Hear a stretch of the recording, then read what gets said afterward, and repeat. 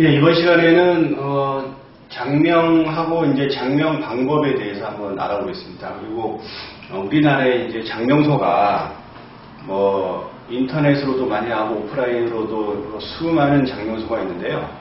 장명소를 이제 선택할 수 있는 그런 기준이 어떤 거냐, 그런 걸 한번 이렇게 차근차근하게 한번 알아보겠습니다. 제가 이제 장명을 뭐 굉장히 많이 해왔는데요. 지금까지 한 어떤 그런 경험이나 또 이제 실제 이제 여러 가지 임상해가지고 많은 아이들을 장명을 한 어떤 그런 결과물에 대해서 좀 설명을 좀 드리도록 하겠습니다. 장명이라면 이제 한번 장명하면은 뭐 평생 가는 거기 때문에 아주 중요하게 이제 장명소도 선택을 잘 해서 이제 장명을 해야 되겠는데요. 뭐 옛날 같지 않아서 요즘에는 대부분이 장명소에서 이제 장명을 하지 않습니까? 그래서 뭐 많은 사람들이 이제 장명하는 방법이 좀 궁금할 수도 있고, 그렇게 해서 제가 한번 장명하는 방법도 한번 이렇게 간단하게 한번 설명 한번 드려보겠습니다.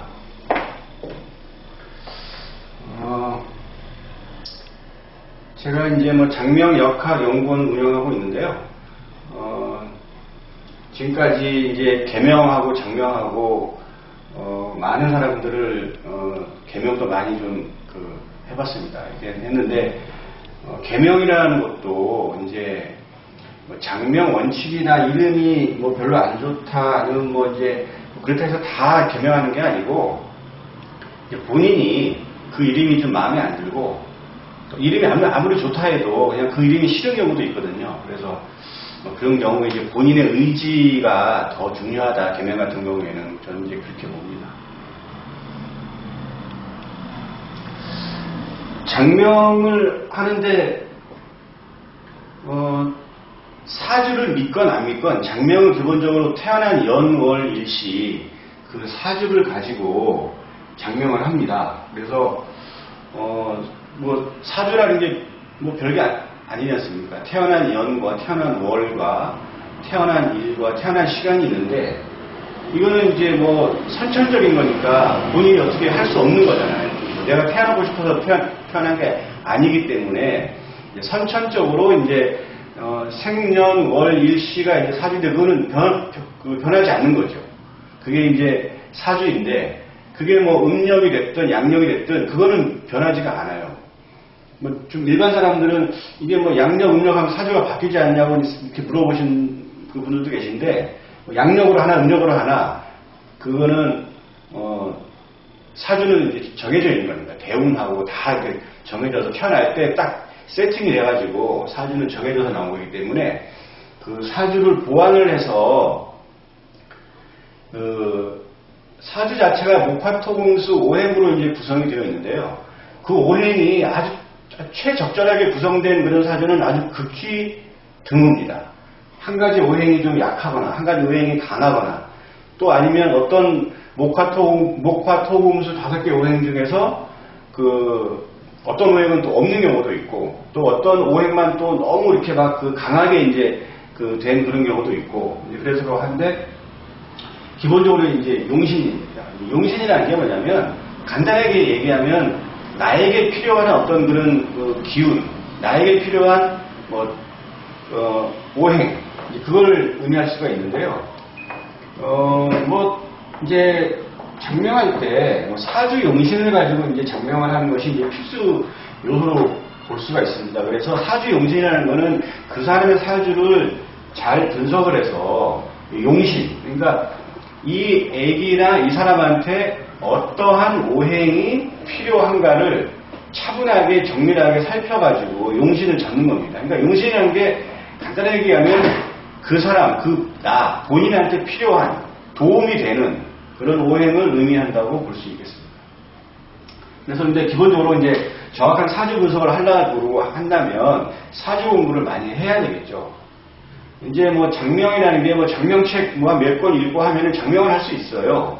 예. 근데 문제는 이제 장명이라는 게 사주의 꽃이라고 합니다. 제일 마지막에 결과물인데, 이제 그러한 사주 용신 장명법을 거치지 않고 그냥 장명한다는 것은 어찌 보면 무의미한 거죠.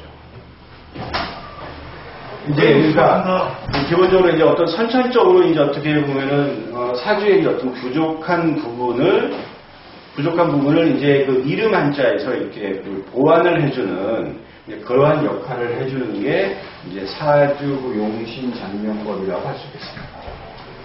그래서 이제 애기 장명이나 뭐 계명도 마찬가지입니다. 이 장명의 포인트는 이제 사주 용신이 어떤 것이냐를 이제 분석을 해서 이제 뽑아내야 되는 거겠죠. 어떤 오행이 이 아기한테 도움이 된다. 우리나라에 있는 한자, 임명령 한자의 모든 한자가 목화, 토, 금, 수 5개 오행으로 다 구분이 되어 있어요. 전부 다. 이제 그래서 그 오행을, 어떤 오행을 의미하는 한자를 이 아이나 이 사람한테 넣어주느냐를 판단하는 어떤 그런 기술적인 방법이 사주 용신을 잡는 것. 그리고 이제, 성명학, 장명 원칙이 있어요. 원칙이 있는데, 그런 경우가 이제 장명 원칙을 보면은 이제 뭐, 여기에 오면, 이제, 사주 장명. 당연히 사주 장명을 해야 되겠고, 그 다음에 이제 발음 오행. 그 한글 발음 오행인데요. 그 한글도 다 오행이 정해져 있습니다. 기역, 키읔은 목이고, 니은, 니긋, 키읔은 화.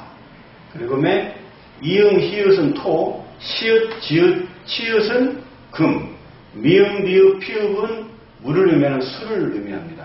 그래서 한글 발음 오행도 이제 상생으로 이제 목이 이제 화를 생각하고, 화가 토를 생각하고, 토가 금을 생각하고, 금이 수를 생각하고, 다시 수가 목을 생각하는 그런 목화토금수의 어떤 상생의 원칙대로 발음 오행도 이제 그렇게 흘러가야 되는 거고. 그 다음에 한자 오행입니다.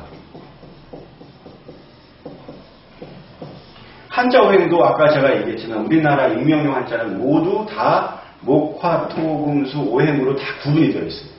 그것도 똑같이 한글 발음 오행처럼 그것도 목화토금수 오행이 서로 이제 상생이 돼요. 상극이 되지 않게. 목생화, 화생토, 토생금, 음생수, 수생목 이렇게 가야 되지 목국토, 토국수, 금국목 이렇게 가면 안 된다는 거죠. 그 다음에 이제 사격술입니다. 사격술인데 이거는 이제 1부터 81까지 81술이라고 하는데요. 1부터 81 숫자까지 이게 길수냐 흉수냐가 정해져 있어요. 그래서 이제 뭐 22 같은 경우에는 이제 중절격이라고 해서 끊겨지는 거고, 그 다음에 뭐 25, 26 괜찮고, 27 안 좋고, 28 안 좋고, 29 좋고, 이렇게 이제 다 정해져 있거든요.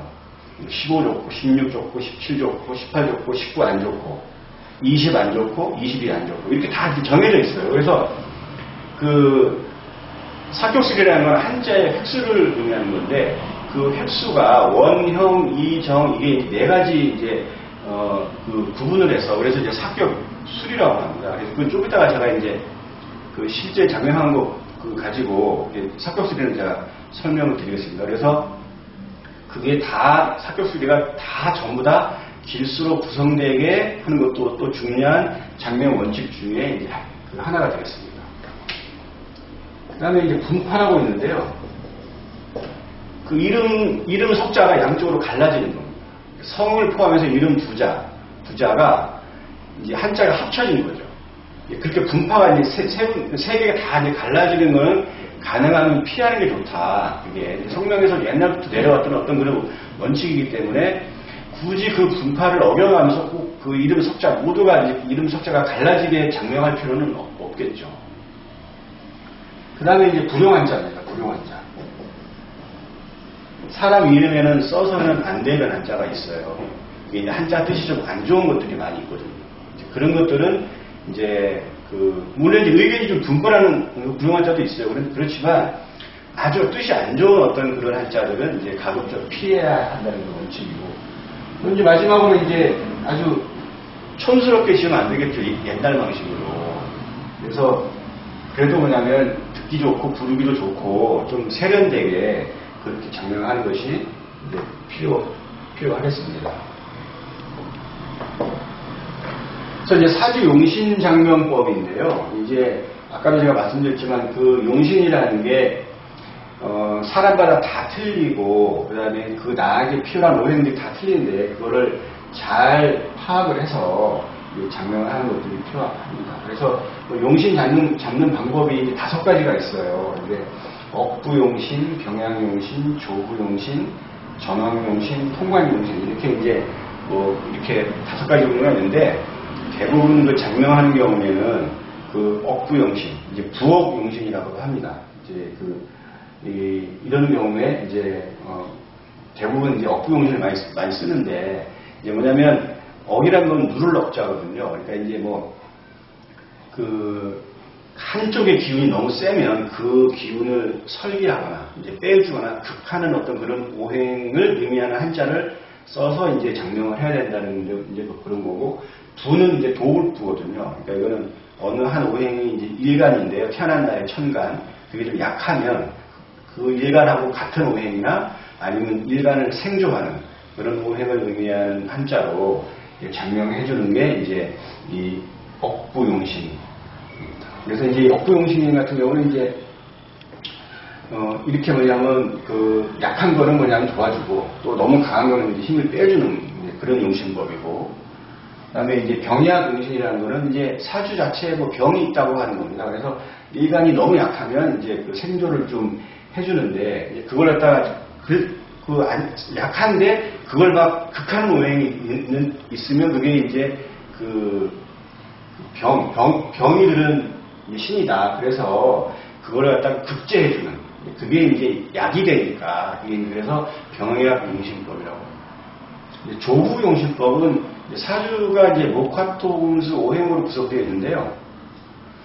그게 이제 오행이 한쪽으로 뭐냐면 이제 한습조예요. 너무 춥거나, 자월에 태어난 경금, 이런 그 엄청나게 추운 그런 막 강철, 이런 거거든요. 이제 자월, 그런 경우는 이제 병화 같은 경우는 이제 그걸 화의 어떤 그런 오행을 필요한 거잖아요. 그걸 용한다고 하는데, 그렇게 뭐냐면 해야 되고, 또 여름에 태어난 5월, 6월달 이 정도, 양력으로 6월달 정도 태어난 어떤 그 일간이 병화다 그러면 상당히 그건 이제 더운 기운이거든요. 그럴 때는 이제 너무 더우니까 좀 차가운 물 같은 걸로 이제 이렇게 극을 해주는 그런 오행이 이 사람이나 이 아이한테 장명해서는 필요한 오행이라고 보는 거죠.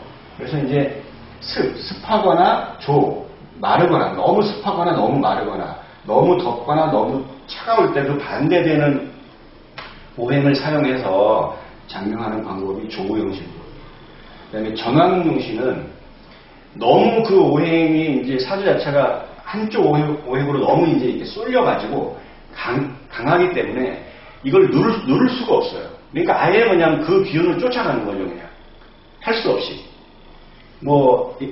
예를 들어서 사주의 그 화의 기운이 사주 팔자 8글자 중에서 보통 7개씩 이상 된다, 아니면 6개 이상 된다, 이렇게 사주 자체가 구성되면 너무 더운데 그거를 물로 누를 수가 없다는 거죠. 그러니까 아예 그냥 화의 기운으로 쫓아가는 거예요, 그냥. 또 이제 사주의 목의 기운이 너무 강하면 그냥 목으로 쫓아가는 거고, 그런 식으로 해서 이걸 한쪽 오행으로 아예 그냥 끌고 가는 거에 이제 전왕용신법이라고 합니다. 그 다음에 통관용신은요, 목화토금수 오행 중에서 목의 기운이 있고, 그 다음에 목 다음에 이제 화가 와야 되는데 그 화가 없고 목하고 토만 있다. 그러면 목하고 중간에 화가 와야 되는데 토가만 있으니까 이게 서로 극하잖아요. 그러니까 그걸 연결해 주는 거죠. 목생화, 화생토, 이렇게 뭐냐면 자연스럽게 흘러가게 그거를 연결해 주는 그 오행을 의미하는 게 통관용신. 그러니까 서로 소통하게만 해주는 거죠.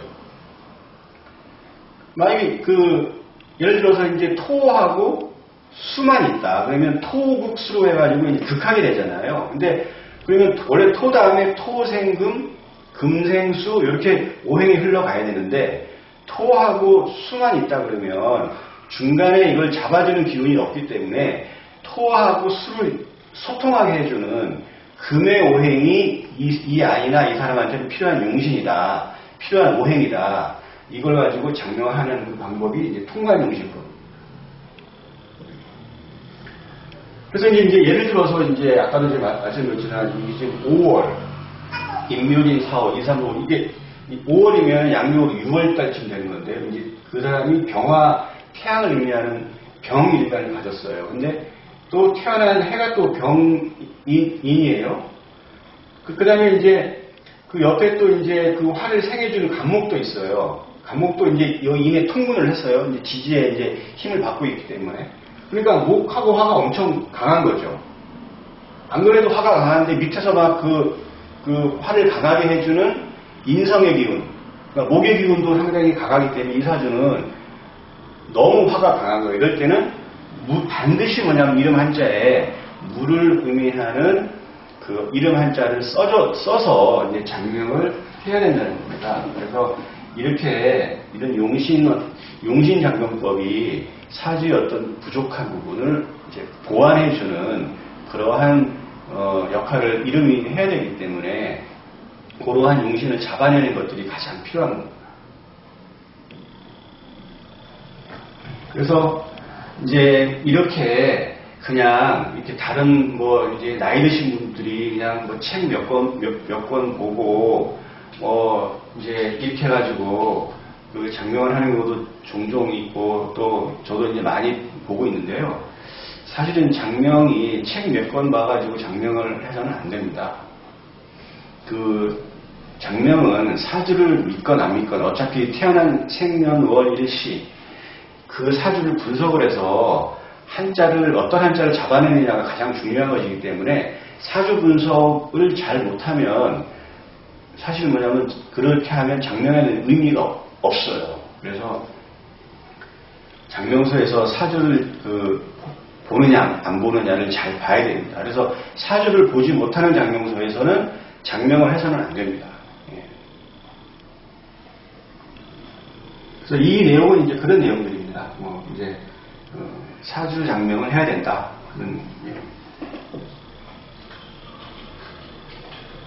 그래서 이제 아까도 얘기했지만 사주가 완벽한 사람은 없거든요. 그래서 그런 태어난 선천적인 이런 사주를 보완해주는 역할이 이제 이름이 이제 보완을 해주기 때문에 한글 발음 오행도 상생이 대비해야 되고 그 한자를 어떤 오행으로 써야 되는지를 다 사주 분석을 해서 나와야 되고 그렇게 해서 이제 장명을 하고 또 그 이름도 장명 원칙에 아까 제가 말씀드린 장명 원칙이 있어요. 성명화 원칙, 발음 오행의 상생, 그다음 한자 오행, 자원 오행의 상생, 그다음에 사격 수리를 획수를 한자를 기량에 맞추는 거, 그다음에 그 이름이 석자가 분파가 되지 않게 장명하는 거, 그다음에 뭐 불용 한자를 쓰지 않는 거, 이런 이제 어떤 전체적인 어떤 성명화 원칙에 맞춰서 해야 되겠고요. 또 하나는 이름을 이제 촌스럽히지면 안 되겠죠. 현대적 감각에 맞춰서 이제 이렇게 하는 것이 한글 발음으로 당연히 이제 상생을 해야 되겠고요.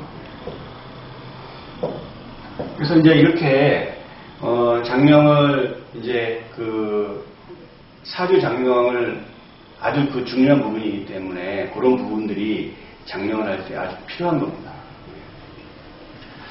그리고 이제 장명하는 방법 중에 뭐 여러 가지가 있는데요. 이제 뭐 대부분이 애기 엄마들은 요 이름으로 했으면 좋겠다, 아니면 이런 글자를 넣었으면 좋겠다 하는 부분이 있으면 그 이름을 가지고 이제 넣어서 이제 할 수도 있고요. 뭐 그런 게 없다 그러면은 그냥 한글 이름 먼저 딱 정해놓고 그 한자를 맞추는 방법도 있습니다.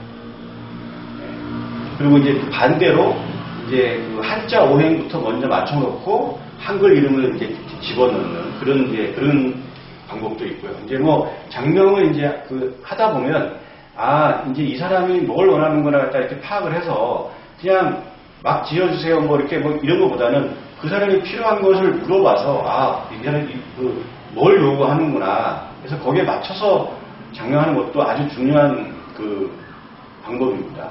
그래서 이제 요청하는 사람들이 만족을 해야 되니까 꼭 자기 틀에 맞춰가지고 할 필요는 없다는 거죠. 이제 예를 들면은,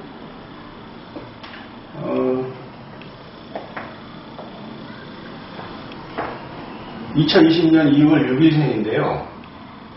저는 이제 이 장명을 6개를 제가 장명을 하는데, 제가 이제 엑셀로 이걸 다 개인적으로 만들었어요. 그러니까 누가 다른 사람이 이제 이런 양식을 쓴다 그러면 제 거를 베낀 겁니다. 이 양식은 제가 만드는 거예요. 한 15년 전에 만든 겁니다. 그래서 이건 이제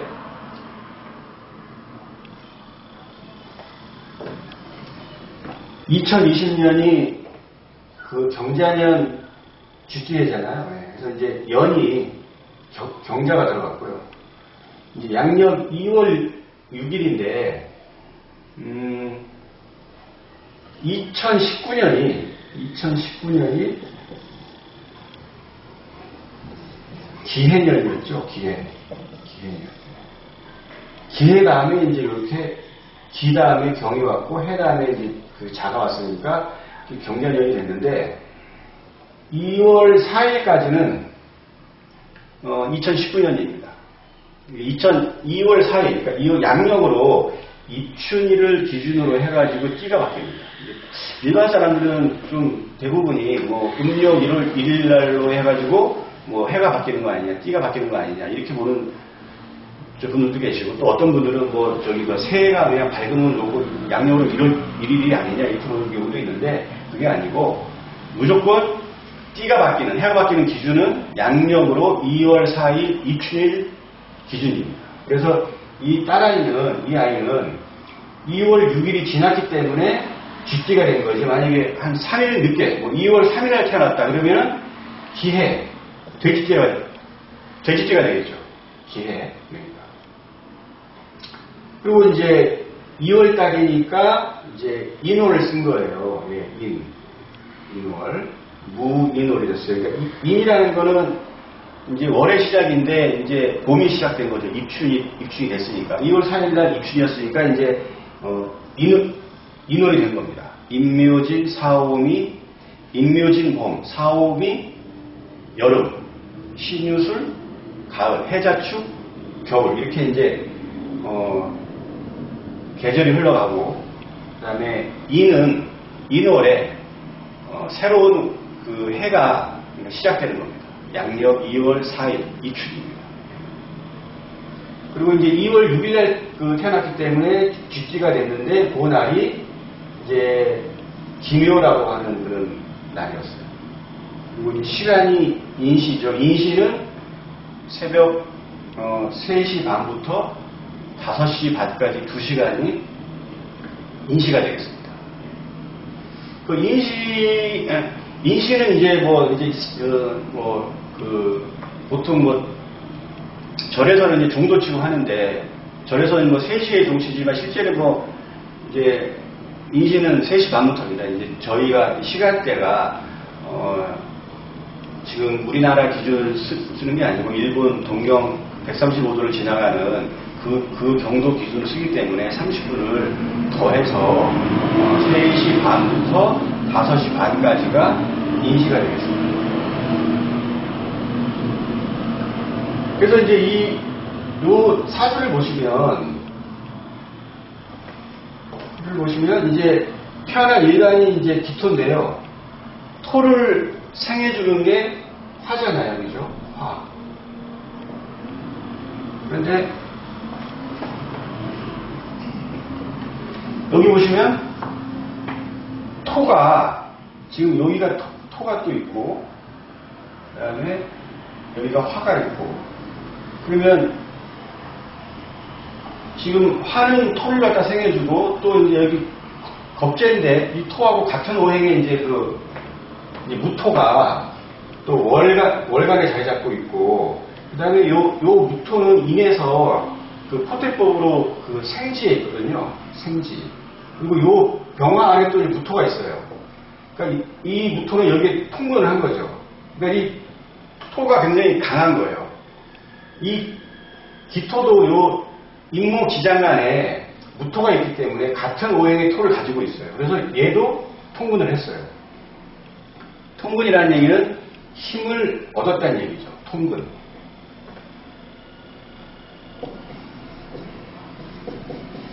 통근.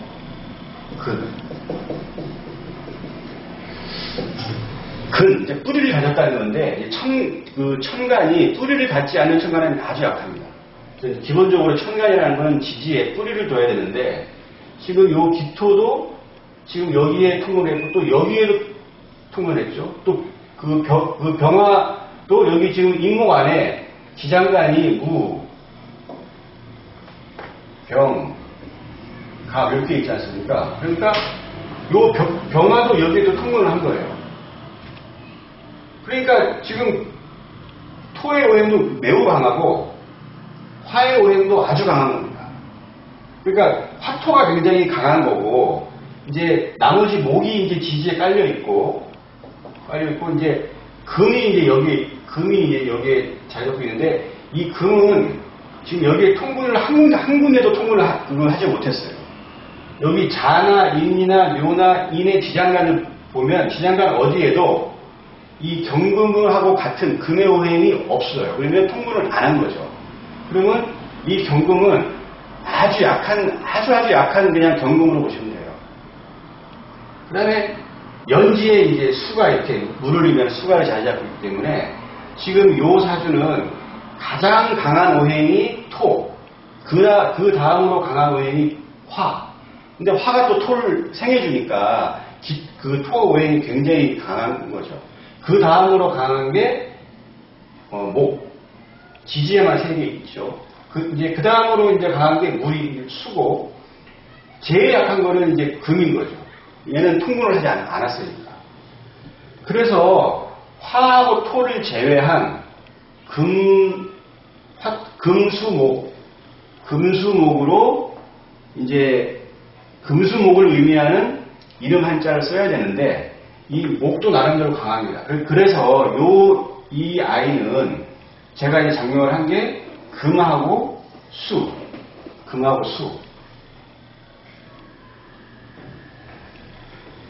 금하고 수를 의미하는 이런 한자를 쓴 이유가, 금하고 수가 가장 약하기 때문에 이렇게 구성이 된 사주는 요 금하고 수가 용신이라는 얘기죠. 억부용신이에요. 억부용신. 금수 목까지 이제 해당이 되지만 목도 나름대로 이제 강해요. 그러면 그냥 금수가 제일 약하니까 요 약한 오행을 해서 요 사주를 보완을 해주는 거죠. 그래서 제가 장명을 한 게 금하고 수를 의미하는 이름 한자를 가지고 장명을 한 겁니다. 지금 여기 보면 물수변 들어있죠? 여기도 물수 들어있죠? 여기 마늘단데 이것도 그 수를 의미합니다. 이것도 물수 들어있죠? 여기도 물수 들어있죠? 여기도 물수 들어있죠? 그 다음에 금도 가장 약한 금이죠. 여기 이제 이건 슬기선인데 이게 부수가 금을 의미하는 겁니다. 이것도 금을 의미하는 거고, 이게 이제 부수가 부수록이거든요. 이것도 이제 금을 의미하는 거, 요 금을 의미하는 거, 요 금을 의미하는 거. 그다음에 이게 본받을 효도 요게 이제 금을 의미합니다. 그래서 금하고 수하고 조합을 한 이유가, 사주 분석을 해보니 이 신생아는 사주에서 가장 약한 오행은 금과 수고, 가장 강한 거는 토고, 그 다음이 화고, 그 다음이 목이기 때문에 가장 약한 오행인 금과 수를 의미하는 이름 한자를 가지고 이렇게 장명이 되는 겁니다.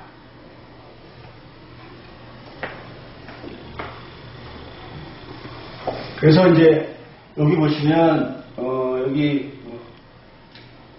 이제 획수인데요. 사격술이 획수인데, 지금 이서유를 보시면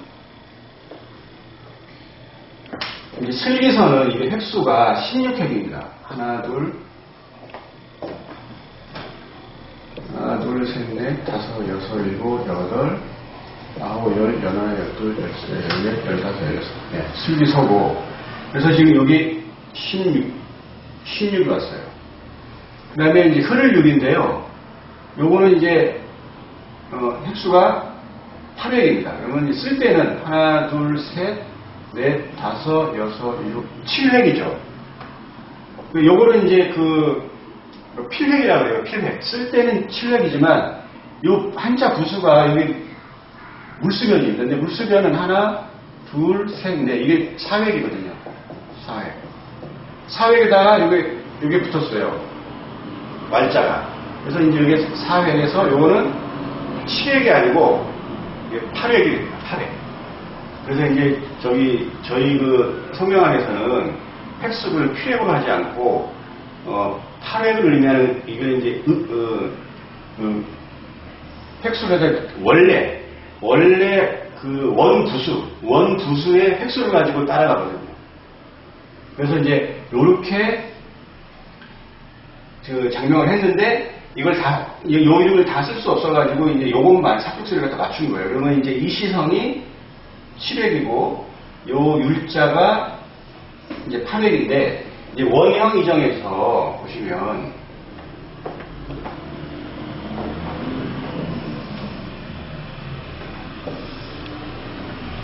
원형 이정에서 보시면은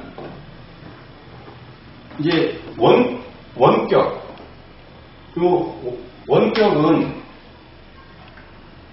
이름 가운데 자 획수하고 이름 끝자를 더하게 되면 24죠. 그래서 이제 원격인 겁니다. 그 다음에 형격은 성하고 이름 가운데 자리 두 개를 더하니까 23. 형격. 그 다음에 이격은 성하고 이름 끝자에 획수를 더해요. 그러면 7하고 8이죠. 그러면 15가 된 거예요. 요걸 다 더하면 31입니다. 그래서 이게 이제 원형, 이정 이렇게 해서 원격은 초년운, 형격은 청년기운, 이격은 중년기운, 정격은 말년기운 이렇게 해서 이제 보통 얘기를 하는데 뭐 그거에 이제 크게 얽매일 필요는 없고 이제 이렇게 사격 수리에서 한자 획수를 길수로 맞추는 것이 아주 중요한 겁니다. 그래서 이제 요거는 기본적으로 최소한 요걸 맞춰줘야 되는 거고 원형 이정은 이렇게 이제 구성을 했습니다.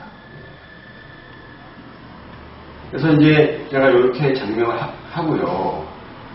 그래서 이제 사실 이렇게 보시면 장명이 간단한 것 같지만 실제는 아주 복잡한 과정을 거쳐야 됩니다.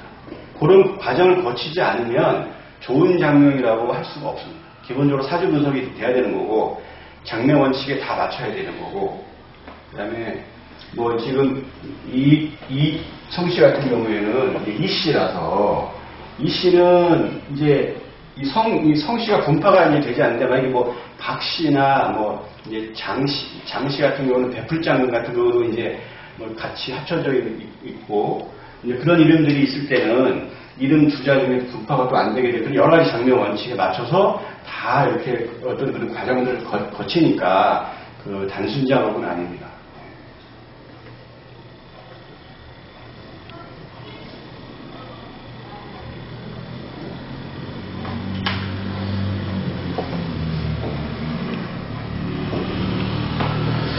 이제 이렇게 우리나라에 장명서가 많이 있는데, 이제 이러한 장명서는 피해야 된다. 제가 이제 이렇게 이제 써놨는데요. 아까 얘기했지만 사주풀이를 하지 않는 장명서는 장명 맡기면 안 됩니다. 예. 어차피 이제 그 아이의 사주의 부족한 부분을 후천적으로 뭐냐면 이름에서 그냥 보완해줘야 되는데 그런 걸 못하면 의미가 없는 거죠. 장명을 그냥 뭐 그러면 엄마 아빠가 그냥 좋은 이름을 해가지고 한자를 아무나 써가지고 그냥 하는 게 그냥 더 나을 수도 있어요. 그래서 이제 사주를 기본적으로 바탕으로 해야 되기 때문에 사주풀이를 꼭 해야 된다는 거하고, 그 다음에 이제 장명하시는 분이 나이가 좀 적당해야 되는데 너무 많으면은 이 아주 옛날 방식의 그런 이름을 줘요. 네, 시대적인 감각이 많이 떨어지니까 좀 촌스럽고 좀 이상한 이름들 많이 짓거든요. 그러니까 뭐 적당해야지 나이가 막 너무 많으신 분들은 좀 곤란하다고 좀 봐요. 그리고 이제 옛날 뭐 책들만 이제 봐가지고 자기가 최고라고 막 이렇게 하는 그런 장명서도 있고요. 인터넷 보시면은 뭐 마케팅 광고만 엄청나게 하는 그런 장면서가 있어요. 예. 뭐 뉴스 뭐 그런 것도 하고 뭐도 있고 뭐 매스컴에 됐다고 하는데 실제 보면은 뭐 빈겁적입니다. 그 다음에 자기가 최고라고 하는 사람도 있어요. 뭐 이렇게. 그리고 이제 자화자찬하는 자기가 우리나라에서 최고라고 막 이렇게 하는 사람. 그다음에 이제 뭐 이름이 안 좋다고 해가지고 빨리 개명해라. 뭐 아주 그냥 막 겁을 주는 그런 장면도 있어요. 이 이름이 막 당신한테 뭐 인생에 대해서 이거 큰일 난다. 뭐 이렇게 얘기하는데 그런 장면에서도 피해야 됩니다. 장명 프로그램으로 하는 장면수가 많아요. 제가 볼 때는 우리나라에서 최소한 한 80%는 장명 프로그램 돌립니다. 그 프로그램이 제가 알기로는 한 2, 300만 원 정도 하는 걸로 알고 있는데 장명 프로그램으로 하면서 막 기업식으로 장명을 해요. 근데 그게 본인, 그 사람이 직접 하는 게 아니고 컴퓨터가 보는 장명을 해주는 거죠. 컴퓨터는 사주 분석이 안 돼요. 세밀하게. 장명 프로그램을 하는 경우가 되게 많습니다. 저는 장명 프로그램이 뭔지는 알지만 한 번도 써본 적도 없고 지금 저희 사무실에 있지도 않고 앞으로도 쓸 계획이 없습니다. 그 다음에 본인 스스로 자기가 도사래요, 도사. 그리고 뭐 TV 뭐 다 나왔다 그러고 뭐 장명업계 뭐 자기가 1위라 그러고 무슨 책 출간했다 그러고 업계 최고라 그러고 뭐 수십 년 전통이 뭐 이거 이제 이런 장명은. 그다음에 장명료가 적당해야지. 뭐 제가 뭐 장명 신화 장명 뭐 10만 원, 15만 원 뭐 이 정도 이제 사주까지 하면 15만 원 이 정도 받는데 저는 지금까지 제가 공부한 노력이나 아니면 그동안 썼던 여러 가지 어떤 제가 공부했던 그런 시간이나 이런 걸 다 따져서 봤을 때 투자한 거에 봤을 때 제가 받는 금액이 적당하다고 봐요. 근데 뭐 이름 하나 짓는데 50만 원, 100만 원, 10만 원, 200만 원, 300만 원짜리까지도 저 500만 원짜리도 있더라고요, 보니까. 스님이라고 해가지고 짓는데 500만 원이에요, 500만 원. 그거는 뭐 말이 안 되죠. 조금 비싸면 뭐 제가 한 2, 30만 원까지 이해가 가요. 근데 뭐 100 이상 넘어가면 그건 말도 안 되는 얘기입니다. 사실 50만 원도 넘으면 좀 저는 비싸다고 봐요.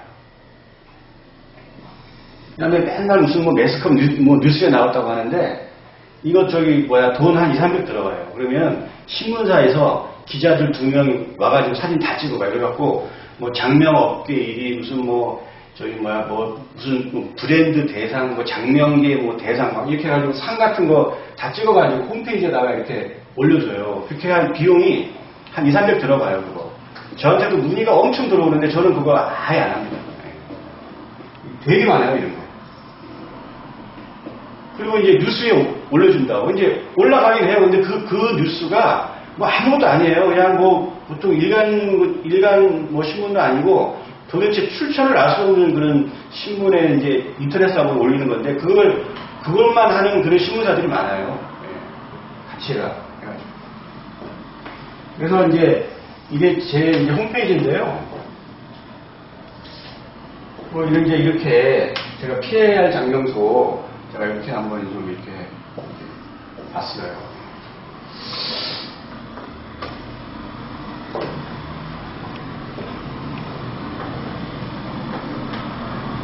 그래서 이제 아까 이렇게 장명한 것도 이렇게 다 이제 봤고 피해 장명소도 제가 한번 이렇게 알아봤고 이렇게 했기 때문에 제 이제 이 강의나 동영상 보시고 많은 도움이 됐었기를 바랍니다.